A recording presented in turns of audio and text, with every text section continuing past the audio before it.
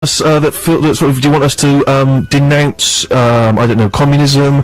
Do you want us to decry global warming? Are you sort of in a Jerry Clarkson role? Have a pop at Israel.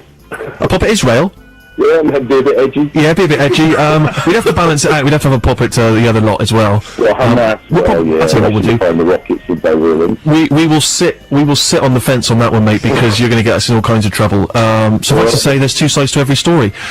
But do you need anything specific from us? You're reading the Times. Well, we're only half listening, really, because we're both engrossed in the Times and Facebook. Yeah. So, if you've got anything that's, you deem particularly noteworthy or of somewhat, hilarity, if you could just sound a klaxon or something. Right, okay. An explosion in a Westwood style, perhaps. Sure. I'm afraid to say the only sound effect I can produce, I think this has been left. Will that get your attention? That will do. Alright, listen mate, if you are busy reading away, you keep yourself abreast of proper news. If anything arises that is of interest to you, we're going to let you know. Is there any particular areas we should be on the lookout for? Anything that interests you in particular? Keep it clean. No, anything really. Anything. But if it's hilarious, then that's better.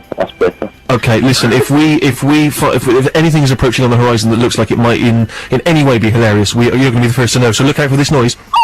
Excellent. Keep an ear out for that. Good luck to you. What's your girlfriend's wife's name?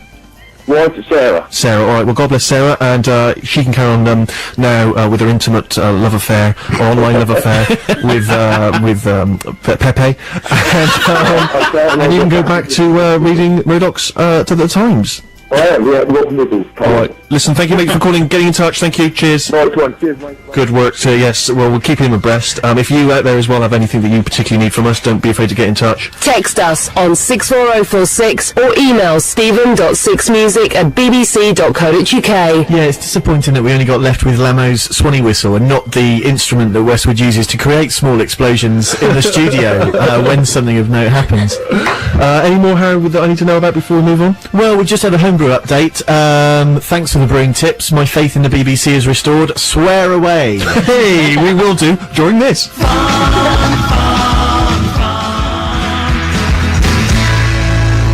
Five get overexcited by the Housemartins from the album The People Who Grin Themselves to Death. You know what I've done there? I've just been unwittingly controversial, because you may recall that when that album first came out in 1987, it caused controversy because the title of the album, The People Who Grin Themselves to Death, referred to the British royal family. And it caused a stinking row in the tabloids, rubbing arms, and I've just opened that whole can of worms again. We've got a stinking royal charter to do this. I know. Apologise. I apologise on behalf of myself, the BBC, the Housemartins, Paul Heaton, the Beautiful South, Fatboy Slim, and that other fellow who went to jail. Yeah. Listen, before we get a musical choice from you, Harry. From Owen, who's texted in, "Dear Stephen and the gang, please do not read out any more football scores, because he wants to watch the highlights later." Good. That's disappointing, because that's the first useful thing I've done in 2 years, actually. Never mind. Before we move on, I just wanted to check for any fans of the emergency tape, which would kick in the event of an accident. This is what's currently being played. Oh, that seems inappropriate. Yeah, someone's had a breakdown. Yeah, or what? Where's your ear? If someone's had a breakdown, or if someone worse than that has been decapitated. Man alive, Dear me, if Steve Wright was to lose his head in some weird, freakish accident. An outrage. And this kicked in. Because it sounds like you're celebrating poor old Wrighty's losing of his head. Yeah. It's like a terrorist chant. Oi, Righty, where's your head? It's like all his characters are singing back at him. Exactly. I'm going to listen again to this and complain. Oh, yeah. It's outrageous. Okay, let's have a musical choice from her. Yeah, well, a lot of listeners have said there's far too much brand new indie rock from Harry. Why doesn't he play some old stuff from the 60s?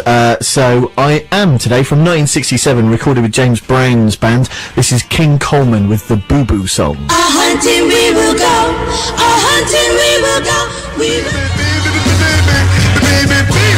Harry's musical choice on this week's Steve Show, what was it, Harry? It was King Coleman with the Boo Boo Song. Thank you very much indeed. How will people be able to find that, should they wish a copy to be in their possession? Quite with a lot of difficulty, because I heard it at the intro to a gig that I went to, and all I could remember when I got home was boo boo boo boo boo boo boo boo boo. So I started Googling that, and it took me about 8 months eventually to find out what it was. You can get it, there's a compilation by King Coleman called It's Dance Time, which features all of his smash hits from the 60s. If you had actually gone up to one of the sort of people that complains on the Six Music message boards and said, yeah, I went to a gig and I heard a boo boo boo boo, just about 14 emails straight away. Sorry, you're obviously referring to the boo boo song by King Coleman. Come on, why are you on the BBC? BBC Six Music, Saturday evening from Six Music. We've been on for years, and I don't think I've ever played any Steely Dan. What have we been on, 2 years? 2 years we've been on, and I've never played Steely Dan, so at long last, here's some Kid Charlemagne for you.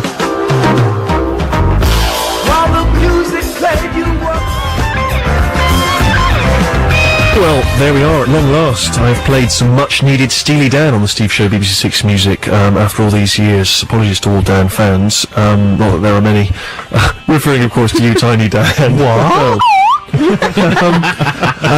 Of course, interestingly, Kid Charlemagne, loosely inspired by the exploits of Owsley Stanley, who, aside from being a sound man for the Grateful Dead, was also one of the first people to manufacture LSD on a huge scale, but back in the late 60s. But be very careful, he did go to jail for 3 years, so... Edgy factoid. Exactly. If you are thinking of producing any drugs on a massive scale, do remember it's illegal and highly dangerous. Stanley is still alive, and he blogs, and he has a website, and he says that he believes that the natural human diet is a totally carnivorous one, and therefore he eats no carbohydrates and no vegetables, as he believes they're toxic. And he claims to have eaten almost nothing but meat, eggs and butter and cheese since 1959, and that is the reason that he's barely aged and still looks as good as he ever did. So there you are. Interesting drug, LSD, Grateful Dead, Steely Dan, vegetable-related factoid. Round of applause for that on the Steve Show. Plenty more of that, where that's come from. Before we get to delving into the pigeonhole, obviously one of the only public service things that Six Music does is when we review big new releases every week on the Steve Show. We'll do that in a second. We just really need to finally wrap up some of these final requests. Now, I did see one, let me see, we've got it here from Tim. He says, how about some useful, light-hearted consumer advice? That's life. That way people can learn something and have their spirits raised at the same time. Sammy, You Are a Woman, that was, of course, hosted by Esther Ranson. You're the closest we've got to Esther. Any useful consumer advice? 2 bits of useful consumer advice. 1, I'm a lady who fears wearing skirts in winter because it's a bit nippy and the knees can get chilly. So today I wore a pair of tights and then a pair of leggings over the top, and my legs have never been toastier. Really? So that's an advice for all you ladies. Why not out wearing there. trousers?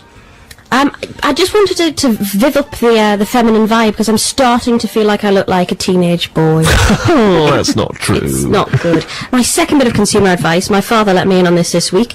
Mice... Well, that's going to be worth something. Let me just make a note of this.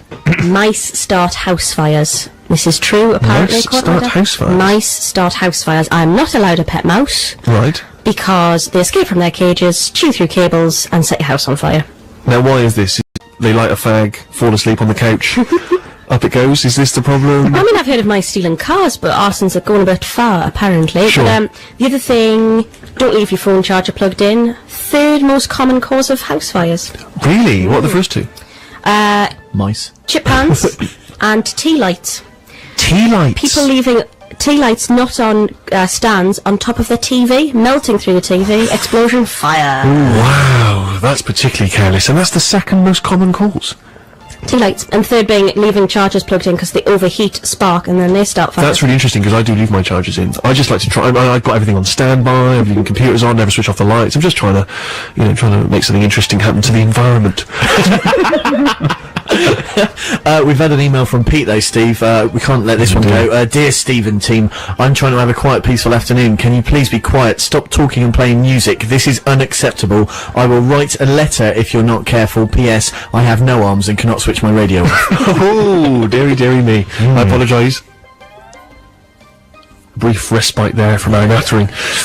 We'll play the new U2 in a second, because I'm keen to get you guys and your opinions. I did see one on there which we need to think about quite seriously. Someone said, could we perhaps put together some kind of play A big fan of plays. Here we are, yes, this is from Roxanne, currently in Birmingham, formerly from Bristol. Could you perform a short radio play, please? It's a very underused art form and something which could really enhance your show and my listening experience. We're going to need to drum up some ideas for a play. What sort of subject matter do you think that Roxanne would enjoy? So do you think something hard-hitting with an important social message?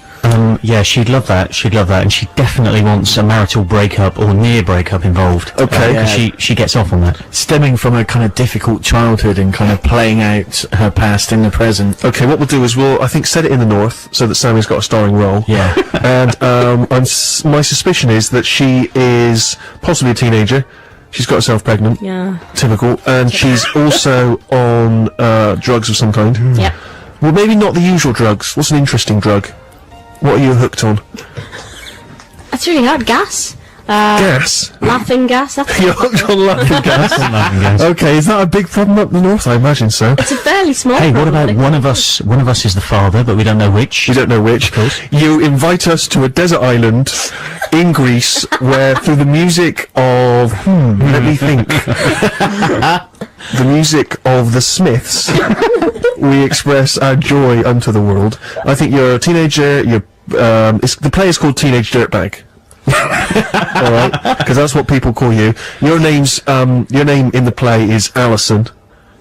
Alright? Sometimes abbreviated to Ali by your ne'er-do-well boyfriend. I'm loath to call him boyfriend. He's not really a boyfriend in any way. He's just a rotten egg. I don't even want to talk about him.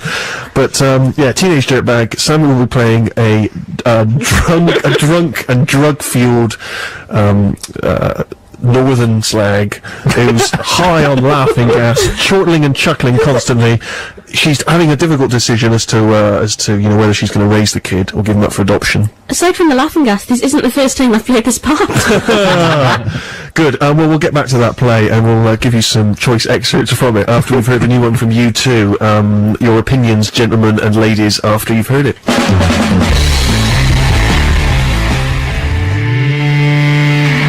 Released on the 16th of February, that's U2 and Get On Your Boots. Steve Show, 6 Music with me, Steve Bruce, and my gang of cronies here. We are delving into the pigeonhole, listening to 3 of the big new releases. You don't come much bigger than U2 by half.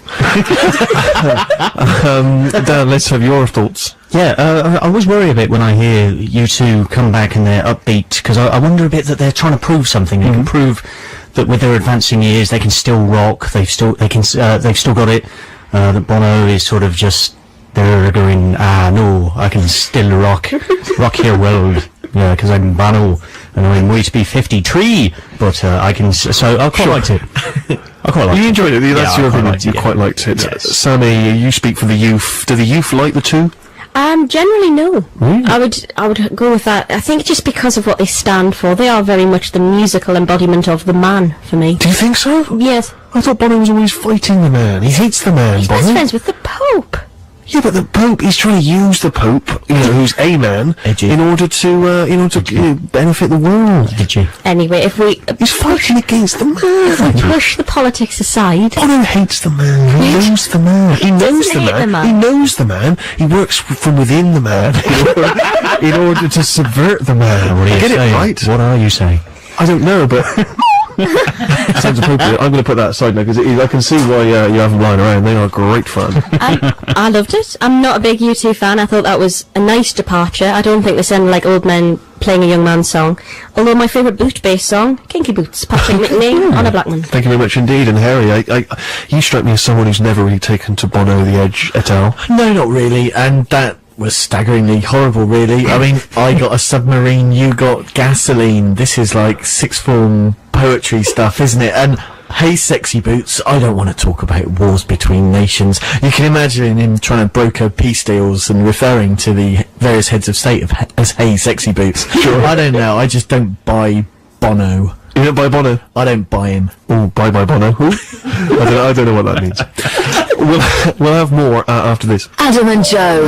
6 Music. Okay, so charity albums, they come and go, but there's been one that's, I think, come out quite frequently in different forms. War Child, they put these out periodically. There's been quite a while now, quite a number of them over years. This one's called Heroes, the ultimate covers album.